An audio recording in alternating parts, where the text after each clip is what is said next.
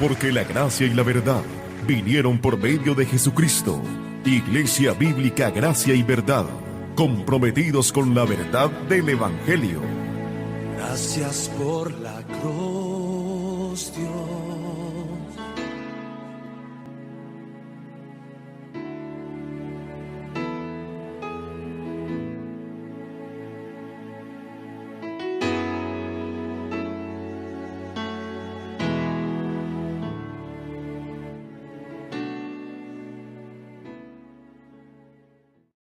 Y le invito a que usted abra conmigo su Biblia, tome su Biblia en esta mañana y la abra en el libro de Romanos. El libro de Romanos, el capítulo 3. Vamos en esta mañana a considerar los versos 20 al 31 de esta carta que el apóstol Pablo escribió a la iglesia de Roma y que por extensión es a nosotros, la iglesia del Señor, hoy día. Vamos a leer Romanos capítulo 3, versos 20 al 31. Y quisiera primeramente tomar unos breves minutos para darle las razones de por qué vamos a meditar en la palabra del Señor en esta porción de las Escrituras. Como ustedes saben, mi hermano, y conoce, estamos en el mes de octubre. Estamos transcurriendo el mes de octubre del presente año. Y dentro de la fe reformada bíblica, por costumbre o por el recordatorio a las obras del Señor en la historia de su iglesia, resaltamos la importancia que fue para la iglesia cristiana la época o el momento o el periodo de la Reforma Protestante y los impulsos que llevó este periodo para el establecimiento y el fortalecimiento de la iglesia.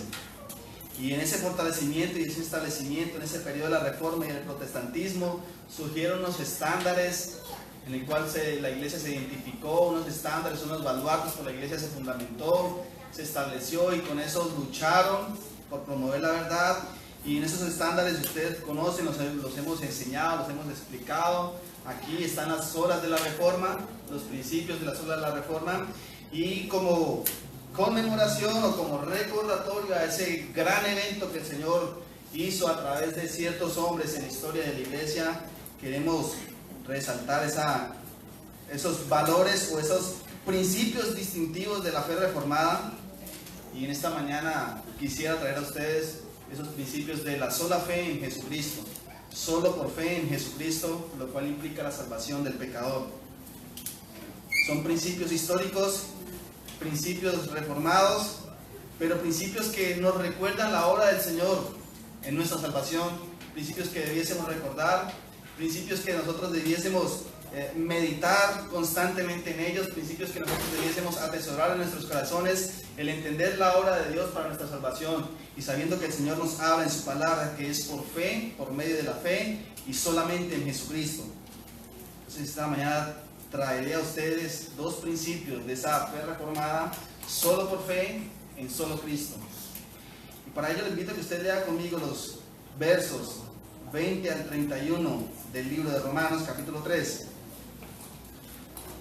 Romanos capítulo 3, verso 20 al 31 dice así: ya que por las obras de la ley ningún ser humano será justificado delante de él, de Dios. Romanos capítulo 3, verso 20. Ya que por las obras de la ley ningún ser humano será justificado delante de él, porque por medio de la ley es el conocimiento del pecado. Pero ahora, aparte de la ley, se ha manifestado la justicia de Dios, testificada por la ley, por los profetas, la justicia de Dios por medio de la fe en Jesucristo, para todos los que creen en Él, porque no hay diferencia. Por cuanto todos pecaron y están destituidos de la gloria de Dios, siendo justificados gratuitamente por su gracia, mediante la redención que es en Cristo Jesús, a quien Dios puso como propiciación por medio de la fe en su sangre, para manifestar su justicia a causa de haber pasado por alto en su paciencia los pecados pasados, con la mira de manifestar en este tiempo su justicia, a fin de que Él sea justo y el que justifica al que es de la fe en Jesús. ¿Dónde pues está la jactancia? Queda excluida. ¿Por cuál ley? ¿Por la de las obras? No, sino por la ley de la fe. Concluimos pues que el hombre es justificado por la fe sin las obras de la ley. ¿Es Dios solamente Dios de los judíos? ¿No es también Dios de los gentiles? Ciertamente también de los gentiles, porque Dios es uno y Él justificará por la fe a los de la circuncisión y por medio de la fe a los de la incircuncisión. Luego por la fe invalidamos la ley en ninguna manera, sino que confirmamos la ley. Por un momento quiero que usted incline nuevamente su rostro ahí donde está para que pidamos la bendición del Señor y que Él sea guiándonos por su luz en el entendimiento de su palabra. Solo por fe, Señor, estamos en pie delante de ti. Solo la fe, Señor, nos mantiene pegados a ti. Solo la fe, Señor, nos asegura una vida triunfante. Solo la fe, Señor, nos asegura una reconciliación contigo y una vida eterna contigo junto a ti. Y es solo la obra de Cristo la que cuenta a nuestro favor. Es solo la obra perfecta, mediadora de Jesucristo, su sacrificio, su vida perfecta de obediencia a ti, es la que cuenta como nuestra justicia. Y en esa obra, Señor, nosotros somos justificados, santificados y glorificados. Padre, que hoy podamos resaltar tu verdad, esa verdad, Señor, que es para nuestra salvación, para nuestra seguridad, esa verdad que nos lleva a confiar solamente en Jesucristo por medio de la fe. Esa seguridad que nos lleva a descansar solo en lo que Cristo hizo para salvación de nosotros pecadores. Señor, que si hable, que hable conforme a tu palabra. Que se ministre, Señor, que ministre conforme a la autoridad que tú das para que todo sea nuestro Señor Jesucristo glorificado. Y sea tu luz, bendito Espíritu Santo, en nuestros corazones, trayendo entendimiento hoy y en esta mañana. Fortalece nuestras vidas, Señor, fortalece nuestra seguridad nuevamente en ti, que todas las cosas llevemos gloria a tu nombre. En Cristo Jesús te oramos. Amén y amén. Solo por fe en Jesucristo es uno de los principios, uno de los estándares que distinguen la fe reformada. Y este principio nos habla del medio de la salvación, el cual Dios ha dispuesto para el pecador. Nos habla de la forma y en base de la obra de Jesucristo, cómo el pecador es salvo de la ira de Dios, cómo Dios justifica al impío, cómo Dios pasa por alto los pecados míos, suyos y de todos aquellos que han sido perdonados.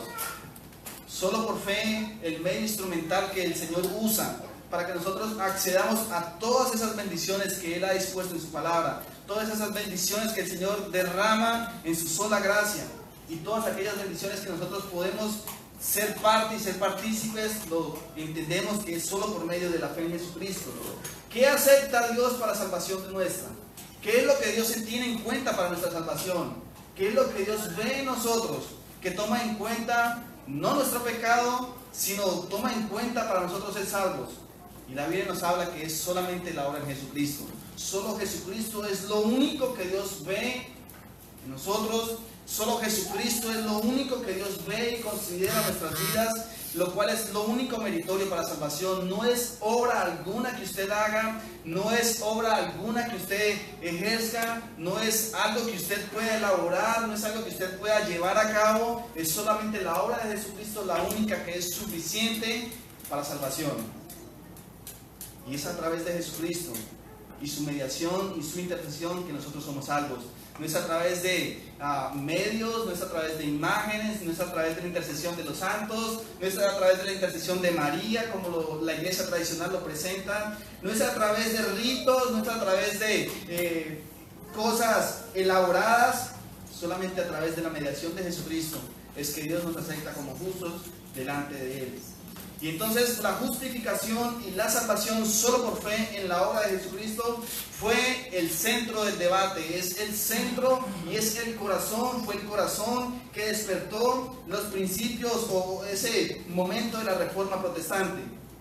Pero solo por fe en Jesucristo no solamente fue el centro del debate en ese momento, sino que es el centro del debate en nuestros días. Hoy con un elevado cúmulo de doctrinas alrededor de la fe cristiana, enseñanzas que tergiversan la verdad del Evangelio y de la salvación, medios que el hombre ha diseñado para ser salvos, estrategias que el hombre ha querido introducir para que el hombre llegue a la salvación, caminos que el hombre ha abierto por doquier para que se pueda ser salvos. Y ese solo por fe, entonces es el centro del debate de toda la fe cristiana. Solo por fe en solo Jesucristo. Fue el principio del periodo que se conoce como la Reforma Protestante, ese periodo histórico donde nosotros somos el legado de ellos, somos el resultado de este movimiento que se originó en el siglo XVI. Y fue una doctrina, fue una lucha por la doctrina que sostuvo inicialmente Martín Lutero con la iglesia romana, con la iglesia de Roma.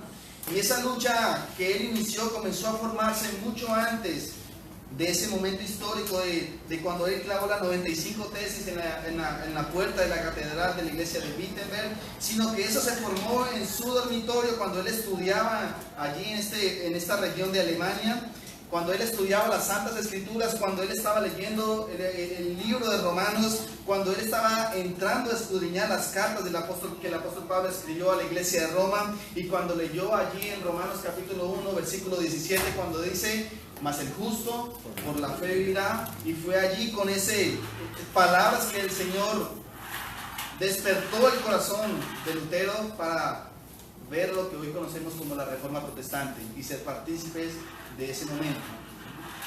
Y entonces, mis hermanos, el asunto principal de la revuelta protestante en que se vio envuelto Lutero tenía que ver con la fe que es para salvación, con el principio de la fe que es para salvación, resaltando lo que es verdaderamente la fe que es para salvación, porque sin duda alguna usted podrá escuchar y podrá percibir y podrá conocer muchas enseñanzas, muchos principios acerca de la fe, pero existirá la fe mística, la fe que es solamente intelectual, la fe que solamente cree lo que es pertinente para el hombre, pero la Biblia nos resalta una fe que es para salvación, y esa fue la fe que Lutero quiso enseñar, y fue esa controversia doctrinal por la cual se originó y surge la Reforma Protestante. Y entonces, mis hermanos, de este tema acerca de la fe por solo Jesucristo, solo por medio de la fe por solo Jesucristo, fue que la Iglesia Católica Romana se apartó, fue que Martín Lutero se apartó de la Iglesia Católica Romana, fue donde Martín Lutero originó y se conoce como el protestantismo, a través de ese principio, por medio de ese principio. Y mis hermanos, en la revuelta que este hombre construyó, en la revuelta que este hombre levantó, él tenía que destruir una complicada y estructurada religiosidad de Roma, la cual estaba basada en un complicado esquema de salvación, lo cual es también hoy día, lo cual Roma enseña hoy día, basada en tradiciones y no en la Biblia, y que por más de 1500 años se había establecido, se había fabricado, se había construido esa tradición sesgada, dura. Y entiéndase que en ese principio, todas esas doctrinas romanas se quisieron destruir. Y entonces destruir esto significaba destruir el Vaticano y destruir todo su poder acumulado hasta ese momento, destruir todo lo que ellos habían levantado y regresar a la humilde sencillez del mensaje del Evangelio de Jesucristo. Y entonces esa fue la lucha de Lutero con la Iglesia Católica Romana en su momento. Pero ahora, siglo XXI, lo que para Lutero en su tiempo fue su batalla, lo es aún para nosotros en pleno siglo XXI, y no tan solamente con la Iglesia de Roma, sino aún con la Iglesia cristiana misma, con la fe cristiana misma. Y como lo pronunciaba, lo decía algún pastor, nunca nos imaginamos luchar tanto por la fe verdadera, por la fe bíblica, que como luchamos con la fe que se está surgiendo, que surge dentro del mismo cristianismo, dentro de la misma iglesia cristiana. Y entonces, mis hermanos, hoy día rescatar a las personas de su error, de su engaño, de lo que ellos han tergiversado, de lo que se han desviado de la verdad de la fe, y volverlos a retomar a la fe bíblica, Y entonces es duro, es un mensaje duro, es un mensaje que nos gusta, es un mensaje que no quieren oír, y este es el mensaje que nosotros necesitamos oír, es el mensaje que el mundo necesita oír, es el que proclama aquel sencillo evangelio de salvación, lo cual es solo por la fe, en lo que solo Jesucristo hizo por nosotros, en aquella cruz de Calvario, para lograr el perdón de nuestros pecados, el sacrificio que Jesucristo hizo para reconciliarnos con Dios, y para que en esa obra nosotros fuésemos reconciliados con el Padre. Y entonces ese fue el mensaje que Pablo predicó, ese fue el mensaje que Pedro predicó, ese fue el mensaje que la iglesia apostólica primitiva predicó, y por ese mensaje sufrieron martirios, por ese mensaje sufrieron desprecios, oprobios, dolor, angustia, pero con el fin de que el mundo conociera verdaderamente a Cristo. Jamás predicaron los apóstoles, los padres de la iglesia jamás predicaron para hacer riquezas, para tomar la fe como negocio, para tomar la iglesia como un medio de riquezas y de prestigio personal. Jamás predicaron para ser poderosos, jamás predicaron para generar riquezas o acumular riquezas, ni mucho menos predicaron para tener un poder y un control político. Pero tristemente todos esos aspectos los vemos hoy día en la iglesia cristiana.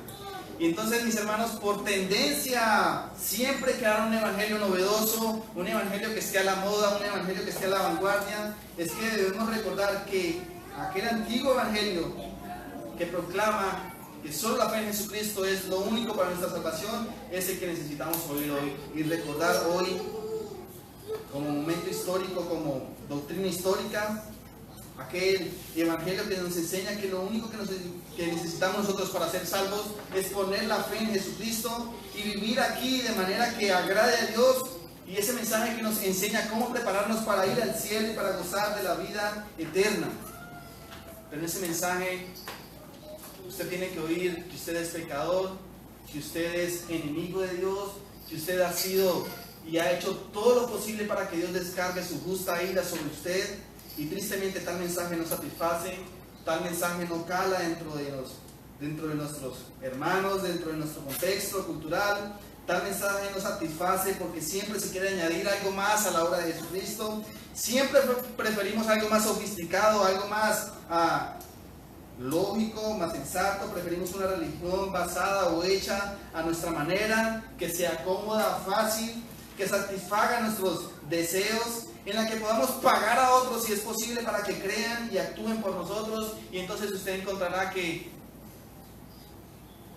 en muchas iglesias se paga a alguien para que ore a Dios y traiga la bendición a su vida.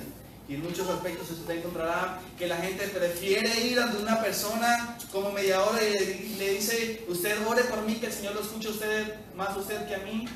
Y entonces quieren buscar mediadores, quieren buscar intercesores, quieren buscar medios, reemplazar, pagar si es posible, para recibir y ser merecedores de la bendición del Señor. Y entonces en ese tipo de religión, mis hermanos, era por la cual protestaba Lutero y es por la cual protestamos nosotros y levantamos nuestra voz de protesta. Una religión que reemplaza a Cristo por símbolos rituales, por figuras místicas, por personajes místicos. Pero el verdadero evangelio no se compra con dinero ni se alcanza por medio de esfuerzos personales. El verdadero evangelio y la verdadera salvación es un regalo de Dios que se puede obtener solo por la fe en lo que Jesucristo hizo por nosotros. Y entonces en ese aspecto, mis hermanos, quisiera meditar con ustedes Romanos capítulo 3, versículos 20 al 31, porque si hay un texto que nos habla acerca de esa obra, o ese medio instrumental de la fe en Jesucristo y su obra, será este texto o esta porción de las Escrituras que nos hablan y encajan esas dos verdades, solo la fe en Jesucristo. Pero antes de entrar a considerar estos pasajes que acabamos de leer, antes de entrar a meditar esta porción de las Escrituras, quiero ustedes entonces resaltar el problema del hombre. Quiero que usted reconozca primeramente el problema de la humanidad para que usted vea la gracia del Señor. Y para que usted entienda lo que es la fe verdadera, que es para salvación, y entienda lo que es Cristo para nuestra salvación. Y lo primero que usted entiende, lo primero que usted debe entender para ver el grandioso mensaje del Evangelio, lo primero que usted debe comprender para aceptar y para comprender las verdades del Evangelio y lo que Dios ha dispuesto en Jesucristo para nuestra salvación, es entender el problema del hombre. Si usted no entiende el problema en el cual está, si usted no sabe en qué se encuentra, si usted no sabe en la condición en la que se encuentra el hombre ante Dios, jamás entenderá el Evangelio de Jesucristo, jamás entenderá la obra salvífica de Jesucristo, jamás verá a Cristo como es el eterno Salvador, el eterno Rey y el eterno Señor, sino que usted lo verá como alguien que pueda satisfacer, algún medio para satisfacer sus caprichos, algún medio para satisfacer sus deseos, y nunca lo verá como lo verdaderamente es, el Salvador de nuestras almas. Y entonces lo primero que yo quiero que usted vea es el problema del hombre ante Dios. El problema del hombre ante Dios. Y el dilema moral siempre es y siempre será el mismo, y es el dilema que usted se debe levantar en su corazón, es el dilema que usted debe iniciar la fe cristiana, es el dilema que usted debe iniciar su camino cristiano. Y ese dilema es cómo usted, cómo yo, cómo cada uno de nosotros podemos presentarnos delante de un Dios santo. ¿Cómo podemos presentarnos? ¿En qué condiciones podemos presentarnos delante de un Dios que es santo, santo, santo? Delante de un Dios que es justo, delante de un Dios que su justicia excede toda justicia del hombre. ¿Cómo podemos nosotros, en nuestra condición caída, ir al cielo y vivir con un Dios que es santo? Y que Él pase por alto nuestras injusticias, nuestra pecaminosidad, nuestras acciones. ¿Cómo podemos justificar tal acercamiento ante Dios? ¿Cómo usted puede justificar su acercamiento a Dios? ¿De qué manera usted puede presentarse delante de Dios? Y entonces, mis hermanos, ese es el problema moral. ¿Cómo podemos justificar? ¿Cómo podemos conciliar tal acercamiento? El pecador delante de un Dios santo. ¿Cómo usted puede presentarse delante de un Dios santo? Mi hermano, el pecador en presencia de la santidad, ¿cómo puede ser posible? Y esta es la pregunta que el apóstol Pablo quiere responder. Esta es la pregunta que el apóstol Pablo habla a partir del verso 27. Esta es la pregunta que el apóstol Pablo trata de responder en lo que él ya ha dicho. ¿Cómo podemos presentarnos delante de Dios? Y es el mayor problema con el que se ve enfrentado el apóstol para responder a esta pregunta. El problema más grande con el que el apóstol se ve presentado para responder a esta pregunta es tratar con el orgullo del hombre. El orgullo del hombre. Y yo primero quiero tratar con su orgullo para ver la gracia del Señor en la salvación.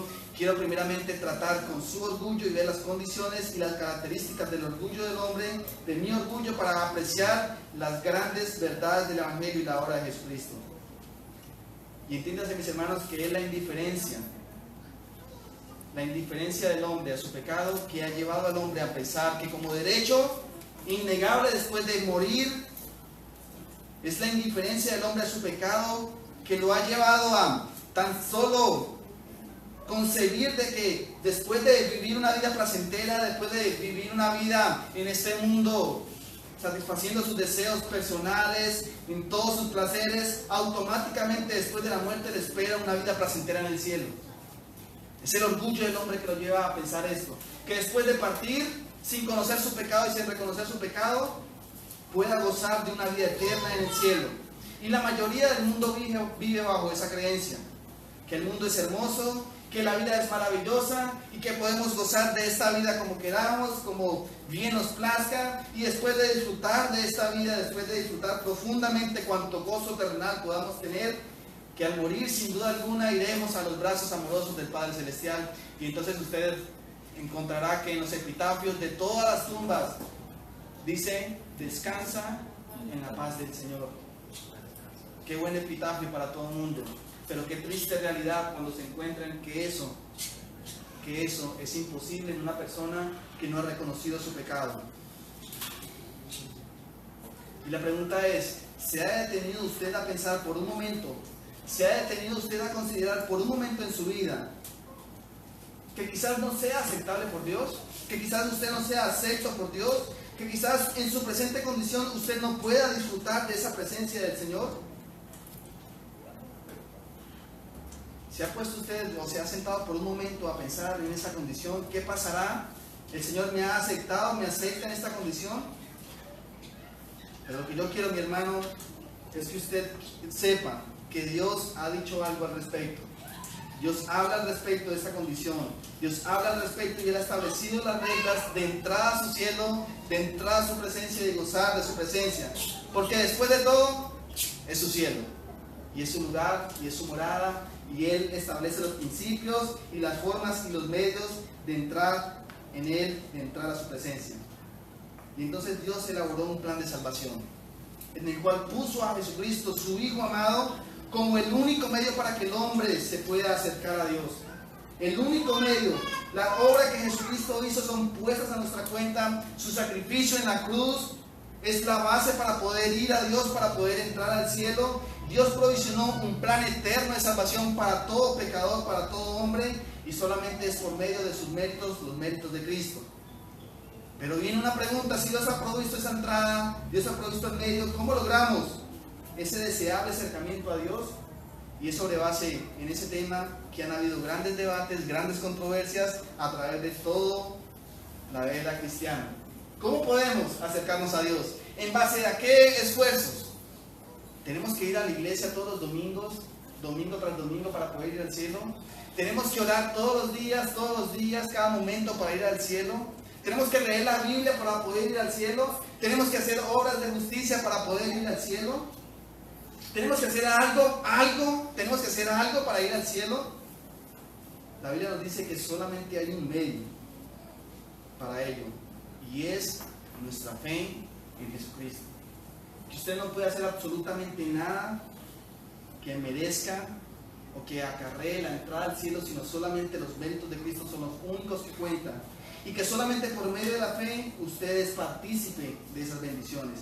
Y entonces hay un solo medio, mi hermano. Y entonces la pregunta que yo quiero iniciar en el capítulo 3, verso 27, y vayan conmigo allí a su Biblia, es la pregunta que el apóstol Pablo quiere establecer y resaltar. Yo quiero iniciar esta exposición de la palabra con esta pregunta: ¿dónde pues está la jactancia? ¿En dónde queda la jactancia? Y noten ustedes que el apóstol Pablo plantea este primer interrogante: ¿dónde pues está la jactancia?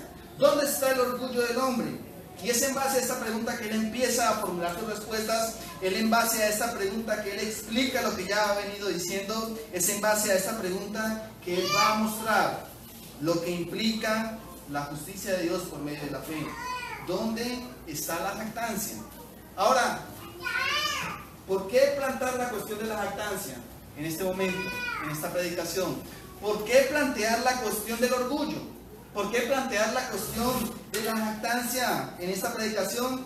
Sencillamente porque es una cuestión sumamente importante. Ver el orgullo y entender el orgullo para entender la salvación es una cuestión muy importante, no solamente para nosotros, porque el apóstol Pablo, la cuestión del orgullo y de la jactancia es muy importante, porque vean ustedes el capítulo 4, versículo 2, tomando un ejemplo histórico, el ejemplo de Abraham, porque mostrando a Abraham, dice: porque si Abraham fue justificado por las obras, tiene de qué gloriarse. Porque si Abraham fue justificado por hacer obras, tiene de qué gloriarse, pero no para con Dios. Si usted piensa que va a ser justificado por hacer alguna obra, usted puede gloriarse de ello, pero no para con Dios. Y la cuestión, mis hermanos, de la jactancia y del orgullo es sumamente importante. ¿Por qué? ¿Por qué el orgullo es tan importante en el concepto de la salvación? ¿Por qué el orgullo es tan importante y la jactancia es tan importante en el concepto de entender la salvación?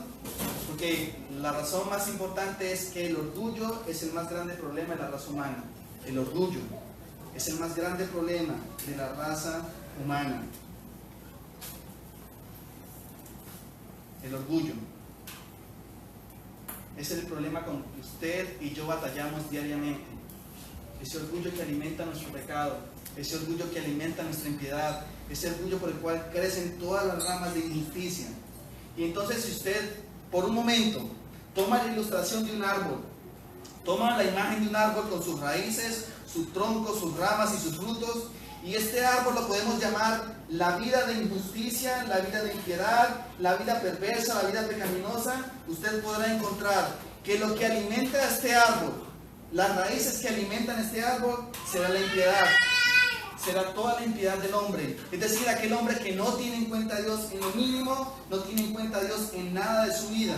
Y entonces este árbol se alimenta de esas ramas de la impiedad, y su tronco que sostiene toda esa vida impía será el orgullo del hombre que sostiene una vida impía.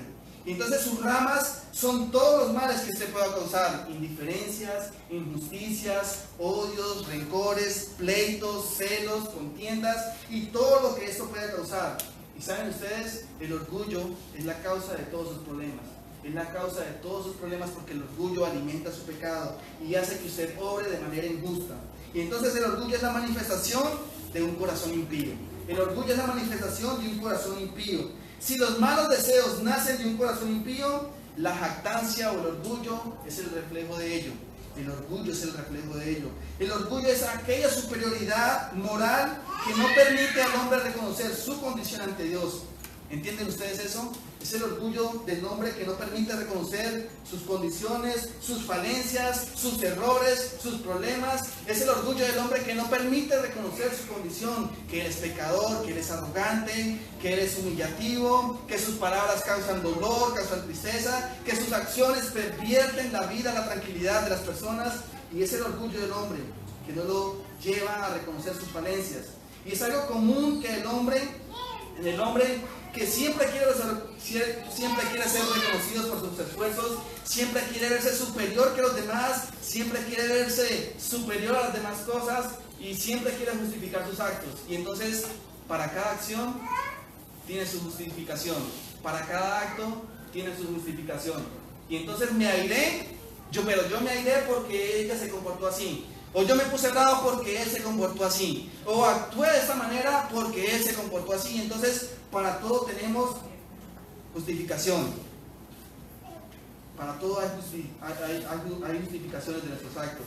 Y por eso el orgullo, mis hermanos, es el soporte de todos los males y de todas las miserias del mundo. El orgullo es el soporte de todos los males y de todas las miserias del mundo. Y por un momento vayan conmigo a Romanos capítulo 1, hay unas páginas atrás. Romanos capítulo 1. Vean cómo el apóstol Pablo expresa esta verdad, que en el versículo 18 el apóstol dice que la ira de Dios se revela desde los cielos contra toda impiedad e injusticia de los hombres que detienen con injusticia la verdad. La verdad está disponible para todos los hombres. La verdad está disponible, usted la tiene disponible en su mano, usted la tiene disponible en cada momento que usted vaya caminando, usted puede ver esa verdad lo rodea a todo hombre, pero es el orgullo que hace que ahoguemos esa verdad, es el orgullo que no nos lleva a reconocer esa verdad.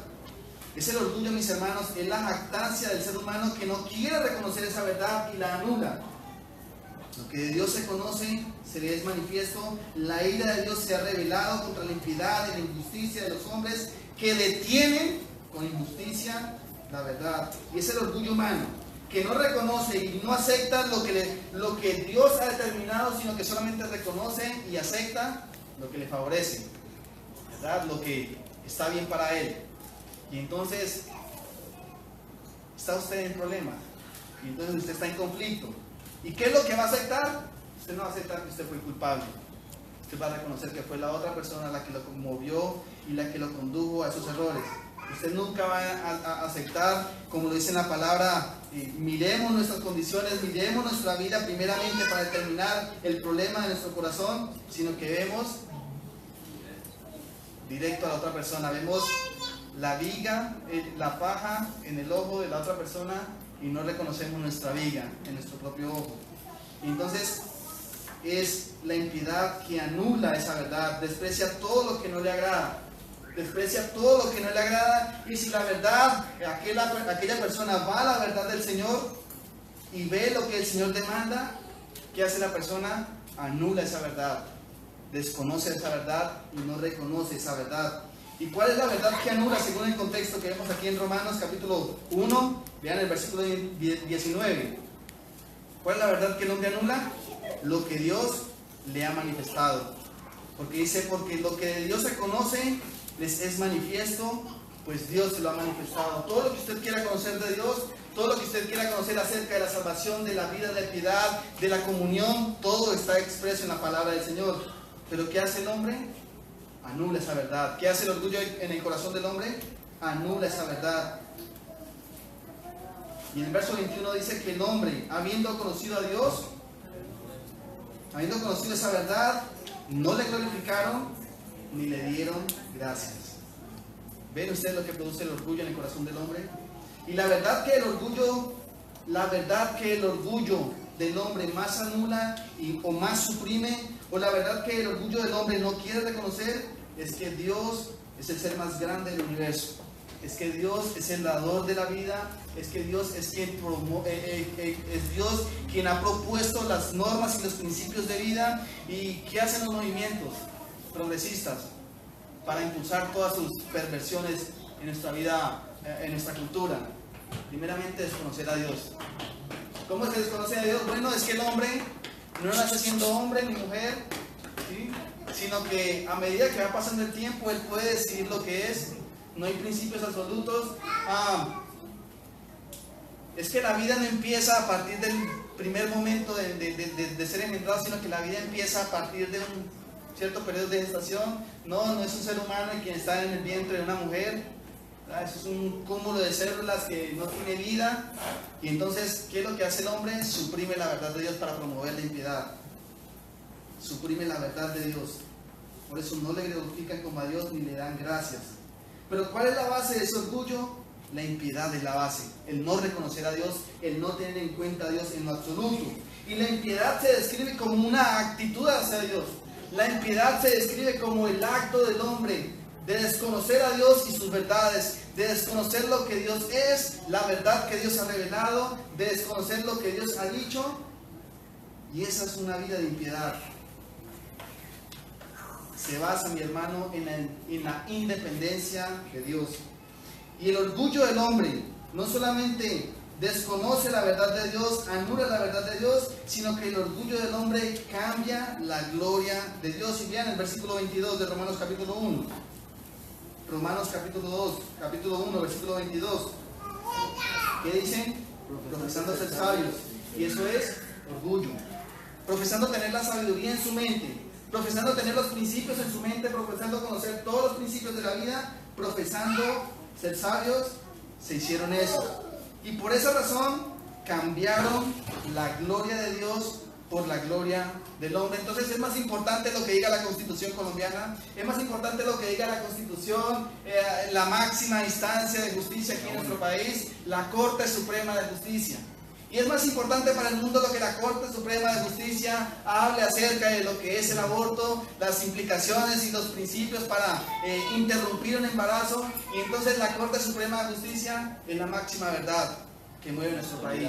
Es la máxima verdad y la verdad absoluta que mueve las leyes y los principios y las normas y la cultura de nuestro país. Y entonces, si la máxima corte de nuestro país, la Corte Suprema de Justicia, dice que se va a aprobar el matrimonio porque el matrimonio entre hombre y mujer no existe, no puede ser posible, hay que abrirnos a más principios y a más preceptos y no sesgarnos a un principio antiguo, arcaico como es la Biblia. Entonces tenemos que acomodarnos a la sociedad. Entonces la máxima verdad para el hombre hoy en día, para nuestra cultura, es lo que dicta la Corte Suprema de Justicia. Y así vive el mundo. Cambiaron la gloria de Dios por la del hombre. Y el orgullo del hombre cambia la verdad, verso 25. Y ya que cambiaron la verdad de Dios por la mentira, honrando y dando culto a la criatura antes que al Creador, el cual es bendito por los siglos de los siglos.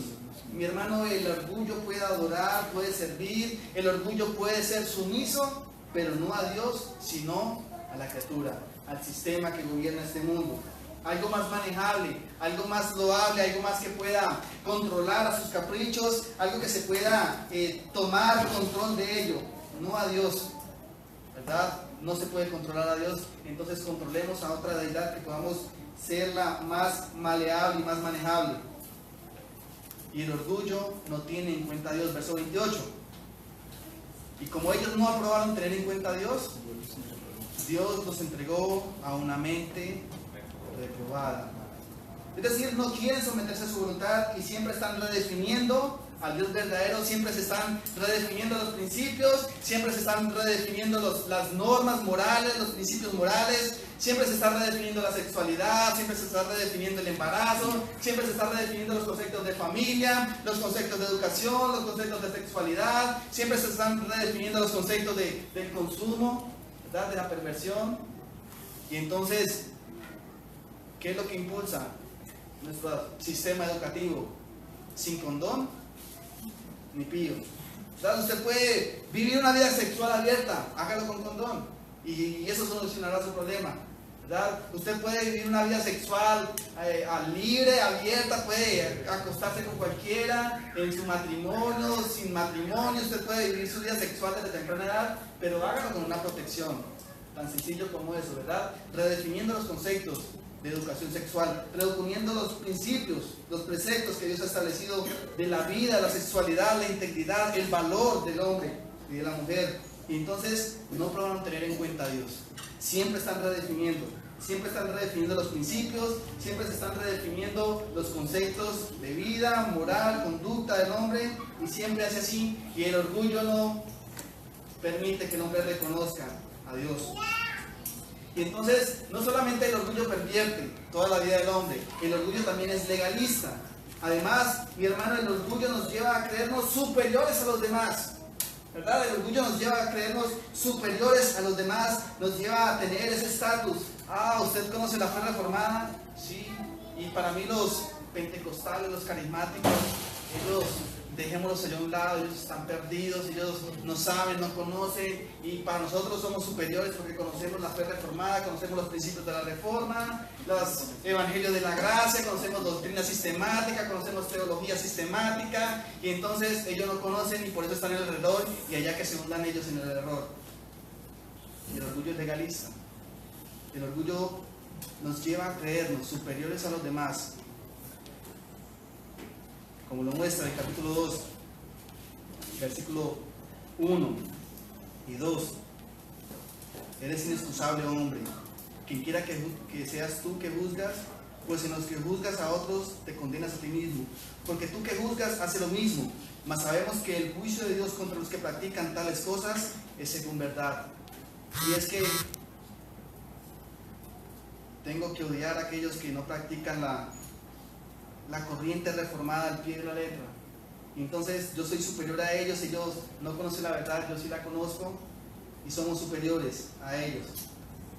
Nos lleva a tener ese espíritu de superioridad, como lo llevaban los judíos. Y vean ustedes cómo dice en capítulo 2, versículo 17. Y aquí tú tienes un nombre, tienes un sobrenombre de judío, y te apoyas en la ley, y te glorías que tienes a Dios. Y aquí tienes un nombre, eres cristiano, y conoces la fe, y conoces la reforma, y conoces Biblia, y conoces doctrina, y te glorías en eso. Pero no sabe que eso verdaderamente es una transformación del corazón. Tiene que ver más que con el corazón que con el intelecto. Tiene que ver más con nuestra actitud de humillación y de reconocimiento a Dios que con nuestro intelecto. Y entonces por eso el apóstol lanza esa seria acusación hacia el hombre. Porque eso le da seria importancia a la cuestión del orgullo y de la jactancia, ya que es la forma en que el hombre exterior manifiesta todos los problemas y miserias del mundo. Y lo peor es que el orgullo nos ha dejado bajo el juicio y bajo la ira de Dios. Y vean ustedes lo que dice en capítulo 3, versos 4. Capítulo 3, verso 4: de ninguna manera, antes bien sea Dios veraz, y todo hombre mentiroso, como está escrito, para que sea justificado en sus palabras y venza cuando fuere juzgado. Y el versículo 19: pero sabemos que todo lo que la ley dice, lo dice a los que están bajo la ley, para que toda boca se cierre y todo el mundo quede bajo el juicio de Dios. Y todo el mundo está bajo el juicio de Dios. Absolutamente todo el mundo está bajo el juicio de Dios. Y entonces viene lo grandioso. Dios logró nuestra salvación. Dios logró nuestra salvación. A pesar de nuestra impiedad, a pesar de nuestro orgullo, a pesar de nuestra arrogancia, a pesar de nuestra indiferencia y a pesar de estar redefiniendo a Dios, Dios logró nuestra salvación. Y a su tiempo, Dios envió a su Hijo Jesucristo para sufrir y para pagar el justo juicio por el orgullo del hombre. Él vino y murió para llevar en sí el juicio que nuestro orgullo merecía. Vino a restaurar la gloria de Dios, vino para que la ira de Dios sea propiciada en su sacrificio, vino para que la justicia de Dios sea aplicada a aquel orgulloso que reconoce su condición y se humilla delante de Él, y suplica y reconoce su condición y reconoce la obra de Cristo para su vida. Y reconoce que Cristo vino a demostrar esa justicia. Y que eso que Dios hizo en Cristo es lo único que cuenta para nuestra salvación. Y recuerden ustedes las palabras que el apóstol Pablo dice, que cuando aún éramos débiles, a su tiempo, Cristo murió por nosotros. Porque cuando aún éramos débiles, porque cuando aún éramos orgullosos, Cristo murió por nosotros. Y entonces en esa obra de justicia perfecta nos dio de su gracia. Y vean el capítulo 3, versículo 24. El verso 23 dice, por cuanto todos pecaron, y ahí está usted y estoy yo, por cuanto todos hemos pecado, estamos destituidos de la gloria de Dios. Pero Dios no se quedó ahí. Verso 24, siendo justificados ahora gratuitamente por su gracia. Somos justificados de gracia por gracia mediante la redención que es en Cristo Jesús, a quien Dios compuso como propiciación por medio de la fe en su sangre, para manifestar su justicia a causa, escuchen bien, de haber pasado por alto en su paciencia los pecados pasados. ¿Qué hizo Dios para no condenarte? ¿Qué hizo Dios para no derramar sobre ti la ira justa que mereces? Pasó por alto mi pecado, pasó por alto mi orgullo, y ese pasar por alto lo pasó de mí, pero lo cargó en Jesucristo. La cargó toda esa justicia, toda esa ira, lo cargó en Jesucristo. Pasó por alto tu pecado, pasó por alto tu orgullo. Aun cuando éramos débiles, el Señor se dio a sí mismo para nuestra justicia. Y que Él sea el que justifica, el que tiene la fe en Jesús, como dice el verso 26, con miras de manifestar en este tiempo su justicia, a fin de que Él sea justo y el que justifica, el que es de la fe en Jesús. Y entonces, mis hermanos, que hay la importancia de tratar primeramente el tema del orgullo y el tema de la jactancia, porque es necesaria que sea enfrentada con la gracia de Dios. ¿Qué merece para salvación? ¿Usted qué merece para ser salvo? Nada. ¿Qué dio para ser salvo? ¿Qué hizo para ser salvo? Nada. ¿Qué hizo usted para merecer la salvación? Sí, usted hizo algo. Usted puso su pecado. Usted colocó su pecado y usted colocó y gritó y dijo, crucifíquenle para que Él sea muerto, y puso usted su pecado para que Él pasara por alto su pecado y demostrara su gracia. Y entonces, mis hermanos, es necesario ver el orgullo para enfrentarnos a la gracia de Dios. Y entonces quiero resumir lo anterior en 3 pasos. Este silogismo muy breve para que usted entienda. Primero, la impiedad y el orgullo es la raíz de todo el mal que nos separa de Dios. La impiedad, el orgullo, es la raíz de todo mal que nos separa de Dios y que hace y crea la necesidad de un Salvador. 2, Dios logra esa salvación por medio de Cristo. Dios logra eso que nosotros necesitamos por medio de Cristo, y Dios hizo ese acto único, soberano y eterno. Fue Él que lo hizo, no fue Cristo más Carlos, Cristo más usted, no fue Cristo más sus obras, no fue Cristo más lo que usted puede hacer, sino que fue solamente Cristo quien logró su salvación. Y fue Cristo quien hizo esa obra y restableció así su gloria. Cristo propició la ira de Dios, Cristo fue el que pagó el rescate, Cristo fue el que demostró su justicia, de manera que podamos presumir que no depende de nosotros, en nada en absoluto. No depende de nosotros la salvación, en nada, en absoluto. Y entonces, ¿cómo conectamos eso con la salvación? Paso 3, ¿cómo hacemos beneficiar de esa salvación? Solo de una manera, que excluya el orgullo y la jactancia del hombre. ¿Cómo conectamos esa salvación de Cristo? Que sea nuestra, sin desconocer y sin quitar nada de la obra de Cristo, sin poner nada de nosotros, solamente algo que excluya la jactancia, solamente algo que suprima el orgullo. Porque si eso que nos conecta a la salvación es algo de lo que yo pueda presumir, y entonces toda la obra de salvación se cae y es nula. Y entonces hay algo que se ha de hacer, y por eso está la ley de la fe, como dice en el verso 27. ¿Dónde pues está la jactancia? Queda excluida. ¿Dónde está el orgullo? ¿Dónde yo puedo decir algo? Sí, yo obré para mi salvación, o sí, yo hice la oración del pecador, o sí, yo me arrepentí y por eso, por mi arrepentimiento, el Señor me salvó. ¿Dónde está eso que yo hice? ¿Dónde está la jactancia? Dice el apóstol, queda excluida. El orgullo del hombre queda excluida. ¿Por qué? ¿Por cuál ley? ¿Por la de las obras? No. sino por la ley de la fe que es en Cristo Jesús. Porque concluimos que el hombre es justificado por la fe sin las obras de la ley. Y entonces, mis hermanos, ¿dónde queda la jactancia? Y la respuesta que da el apóstol es justo lo que esperamos, queda excluida. Toda jactancia, todo orgullo para salvación queda excluida por la manera en que Dios salva.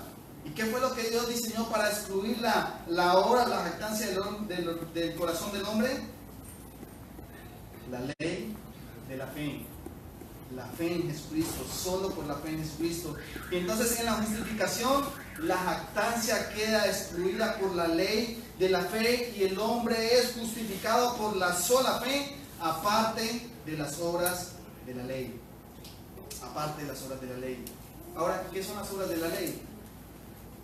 ¿Qué se nos da a entender como las obras de la ley? ¿Qué son obras de la ley? Mi hermano, los judíos creían más importante, creían la raza sobre el mundo, sobre esta tierra más importante que los gentiles. Los judíos se creían más importante que los gentiles por tener una marca exterior que los acreditaba como judíos, tener en ellos la ley, los oráculos se le fueron dados a ellos, los principios morales absolutos se les fueron confinados a ellos, y entonces ellos se creían la raza más exitosa, la raza más grande de este mundo por tener ese nombre de judío. Creían que por cumplir exteriormente una ley automáticamente serían justificados. Creían que por cumplir los rituales de lo que la ley enseñaba y exigía serían automáticamente justificados. Tenían un sistema de justicia basada en méritos o esfuerzos humanos. Por eso dice el apóstol, queda excluida. Esas obras de la ley quedan excluidas. ¿Entienden lo que quiero decir, lo que la Biblia quiere decir con las obras de la ley? ¿Entienden lo que la Biblia enseña acerca de las obras de la ley? El querer justificarme delante de Dios por ciertos actos que yo haga, por orar, por leer la Biblia, por asistir a la iglesia, por pertenecer a un grupo de oración, por pertenecer a un grupo de estudio, por conocer. Entonces, como ya conozco, entonces yo merezco la salvación. Como ya sé, entonces yo merezco la salvación. Porque hago esto, entonces merezco la salvación. ¿Creen que automáticamente tienen ganado el derecho de entrar al cielo cada vez que alguien quiere poner alguna de estas obras a su cuenta? Está haciendo nula la salvación por fe y está regresando a las obras de la ley para cumplir la justicia de Cristo. Entonces, mis hermanos, algún mérito personal. Tengo que hacer algo para ser salvo. Tengo que hacer alguna obra para ser salvo. Y en ese pensamiento se excluye la fe y se introducen las obras de la ley. Entonces, mis hermanos, las obras de la ley hacen orgulloso al corazón del hombre. Las obras de la ley resaltan la jactancia en el corazón del hombre. Y usted nunca podrá satisfacer un espíritu religioso. Usted nunca podrá satisfacer un espíritu religioso. No hay espíritu más mezquino, más maligno que este. Se disfraza de un modo que servimos a Dios. Sí, yo estoy yendo a la iglesia, sí, yo estoy conociendo doctrina, sí, yo estoy conociendo interpretación bíblica, sí, yo estoy asistiendo a ciertos grupos. Se disfraza de modo que estamos sirviendo a Dios, pero en el fondo lo que está haciendo es manifestando su orgullo, su jactancia. Es mezquino, es maligno, se disfraza, es un espíritu asesino bajo un agradable camuflaje de doctrina, de piedad.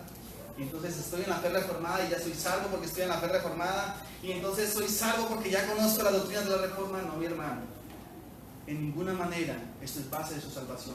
Usted no va a ser salvo por conocer doctrina. Usted no es salvo por conocer las doctrinas de la reforma. Usted no es salvo por conocer los principios de la reforma. Usted no es salvo por conocer hermenéutica, exegética. Usted no es salvo por conocer los principios de interpretación bíblica. Usted no es salvo por orar. Usted no es salvo por ejercer obras. Usted es salvo solamente por Cristo y por su obra bendita. Y esto por medio de la fe. Usted no es salvo, mi hermano, por ninguna obra que usted pueda contar a su favor. Usted no es salvo por tener mucha doctrina en su mente. Usted no es salvo por tener mucha doctrina intelectual. Usted es solamente salvo por Cristo. Nosotros somos salvos por Cristo. Y entonces, mis hermanos, la ley de la fe es lo único que excluye toda obra de jactancia, toda obra de justicia del hombre. ¿Cuál es el propósito de la fe? ¿Cuál es el propósito de tener fe?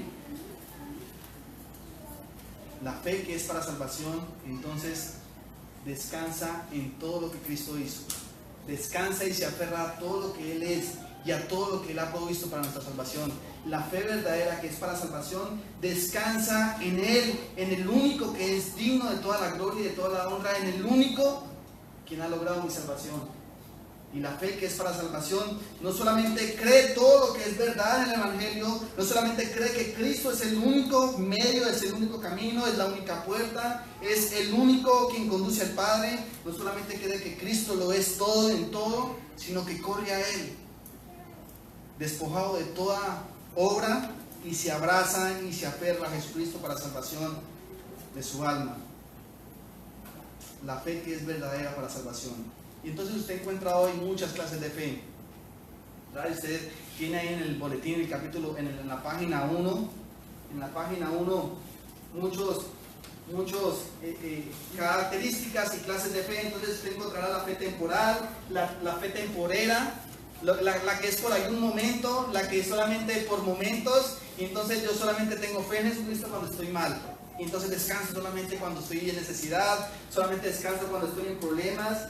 Esa no mueve el hombre a una intelectualidad de la fe bíblica, sino que solamente lo abraza cuando tiene necesidad. La fe milagrera, la fe temporal milagrera, pero hay una que es la fe verdadera, la fe para salvación, la que corre a Cristo, se humilla delante de Él y abraza y reconoce lo que Él es. Entonces yo quiero que usted tenga en cuenta tres cosas acerca de la fe verdadera. Primero, la fe verdadera tiene que ver con la razón, porque usted no conoce verdaderamente a Cristo si no le conoce por medio de su palabra. Usted tiene que conocer la obra de Cristo a favor para conocer verdaderamente quién es Él y lo que ha hecho. Pero esa fe verdadera también tiene un acto de cambio del corazón. Tiene que también tener ese componente de cambio en mi pensamiento, cambio en mi actitud, cambio en mis acciones, pero también tiene que tener ese componente evolutivo que corre a Cristo, que descansa en Él y se abraza en todo lo que Él es. Y entonces la fe verdadera tiene tres elementos: intelectualidad, sentimiento y cambio de acciones y correr a Cristo. Esos son los verdaderamente componentes de la fe verdadera. La fe verdadera, mi hermano, no cree solamente y hace cosas. La fe verdadera no es aquella que créalo, proclámelo, embarácese de eso y que así sucederán las cosas. Esa no es ninguna fe verdadera. La fe verdadera descansa en Cristo y en todo lo que Él es para salvación. Y para terminar, mi hermano, quiero que usted entienda por qué es necesaria la fe para salvación. ¿Por qué solamente la fe? ¿Por qué no tengo que hacer obras para salvar? ¿Por qué solamente se requiere fe para ser salvo? Y la razón es porque si tratas de hacer algo más que confiar en la gracia de Dios para tener la justificación de Dios, estás aferrado al orgullo. Si descansas en algo para obtener la gracia y el favor de Dios, estás aferrado al orgullo. Y la jactancia no ha sido excluida por la obra de la ley. La jactancia no ha sido excluida por las obras de la ley, sino es por la fe. ¿Entienden ustedes el principio de la sola fe en Cristo y en lo que Él ha hecho? Y entonces, mis hermanos, ¿por qué las obras de la ley no excluyen la jactancia del hombre? ¿Por qué las obras de la ley no excluyen la jactancia en el corazón del hombre? Porque el apóstol Pablo va a explicar ahí en el capítulo 4, versículos 4 y 5. ¿Qué pasa al que ora? ¿Qué pasa a aquel que ora? Dice el apóstol, capítulo 4, versículo 4. Al que ora, no se le cuenta el salario como gracia, sino como deuda. Y entonces, ¿cuáles son las obras que yo tengo que hacer para ser salvo? ¿Dónde está el estándar? ¿Quién pone ese estándar o esa medida de obras para ser salvo? ¿Cuántas veces tengo que ir a la iglesia? ¿Cuántas veces tengo que orar? ¿Cuántas veces tengo que leer la Biblia? ¿Cuántas veces me tengo que comportar bien? ¿Quién pone ese estándar? El que obra, no se le cuenta el salario como gracia, sino como deuda. Pero el versículo 5 más: el que no obra, sino cree en aquel que justifica al impío, su fe le es contada por justicia. Y entonces, mis hermanos, este pasaje nos explica lo siguiente. Por un lado, el obrar para salvación llama la atención sobre el que obra y a la hora misma. El que obra para salvación llama la atención hacia la obra y a la hora misma. Por tal motivo, mi hermano, obrar para nuestra salvación no excluye la jactancia, sino que la motiva el orgullo, motiva la arrogancia del hombre. Pero por otro lado, la fe llama la atención sobre la gracia de Cristo. Y si eres beneficiario de la gracia, todo lo que eres y haces, todo lo que tú haces aquí, todo lo que tú oras, de ninguna manera o en ningún modo lo lleva a enorgullecerse o en jactarse de ello. Porque todo es un don y todo es un regalo de Dios, y la jactancia queda excluida. Pero ¿qué pasa si yo hago una obra de la ley como medio para obtener la justificación de Dios? ¿Qué pasa si yo descanso en mis obras para obtener la justificación de Dios? Tres cosas suceden. Uno, anulas la gracia de Dios, convierte la justificación en una deuda en vez de un regalo, y construye nuevamente la jactancia y que todo el plan de salvación ha hecho para destruirla. ¿Entienden por qué es solo por fe y no por obras? ¿Entienden por qué solamente es por Jesucristo y solamente por Él? Porque el orgullo del hombre queda destruido. El orgullo del hombre y la arrogancia del hombre para salvación queda anulado. Y entonces, mis queridos hermanos, no tratemos de agregar algún esfuerzo humano personal a la obra de Cristo. El cristianismo es por fe y para fe. El cristianismo es por fe y para fe, y recordemos las palabras que Dios le dice al apóstol Pablo: bástate mi gracia, bástate mi gracia. Y siempre cuando estés sumergido en el abismo del pecado, recuerda que Cristo te redime de todos tus pecados, que la sangre de Jesucristo fue suficiente para pagar la deuda que acreditabas delante de Dios. Y no hagamos vano el sacrificio de Cristo, y no hagamos como los cerdos, volviéndonos a revolcarnos en el pantano del pecado siempre, nuevamente, sino que vayamos a Cristo siempre en arrepentimiento y en fe, y descansando siempre en su obra bendita y eterna para salvación. Confiemos en la gracia del Señor para nuestras vidas. Confiemos que solamente Cristo ha hecho todo lo que nosotros necesitamos para ser salvos. Pero confiemos en que Cristo mismo, quien hizo toda la obra y que transforma nuestros corazones, Él nos lleva a cumplir esa ley, como dice en el capítulo 3, verso 31. Y termino con esto. Luego, por la fe invalidamos la ley. Por la fe hacemos nula la ley del Señor. Por la fe ignoramos la ley, los principios bíblicos y los principios que el Señor muestra en su palabra. En ningún modo, sino que esa fe, dice el apóstol, nos lleva a confirmar la ley en nuestras vidas y entender que la ley es el medio que el Señor ha puesto para nuestra santificación, para nuestra purificación, para la purificación de nuestros corazones. Así que, mi hermano, en los aspectos de la salvación y en los aspectos que competen a la salvación y a la vida eterna, y en los aspectos que competen a la condición eterna de nuestras almas, no respondamos al ofrecimiento del Evangelio. No responda usted al ofrecimiento del Evangelio como se puede responder en el capítulo 4, versículo 4, con obras, sino que responda a la fe, responda a las promesas del Evangelio, como lo se dice en el capítulo 4, versículo 5, creyendo en aquel que justifica al impío. No responda con obras, sino que responda con fe a aquel que justifica al impío, porque esa fe es la que cuenta como justicia. Amén. Justificados solamente por la fe, tenemos paz para con Dios por medio de nuestro Señor Jesucristo. Y es la fe y es la obra de Cristo la que resuelve ese problema moral que usted tiene ante Dios. Es la que resuelve ese problema de mi cercanía, de mi acercamiento a Cristo, al Dios eterno, a esa santidad, a esa majestad, y que no sea destruido delante de ella. Es la fe en Jesucristo que me lleva a descansar en todo lo que es para salvación. Y entonces, mis hermanos, regresando un poco, usted puede ver esta imagen de las obras de la ley muy inmerso en los círculos carismáticos, en los círculos pentecostales, que exigen obras, que exigen compromiso, que exigen ciertas actitudes, pero también lo vemos inmerso aún en la fe reformada, que se apega y se descansa más en la doctrina que en Cristo, descansa más en lo que entiende y lo que conoce y en lo que puede percibir de doctrina más que en Cristo, quien es el único eterno y salvador.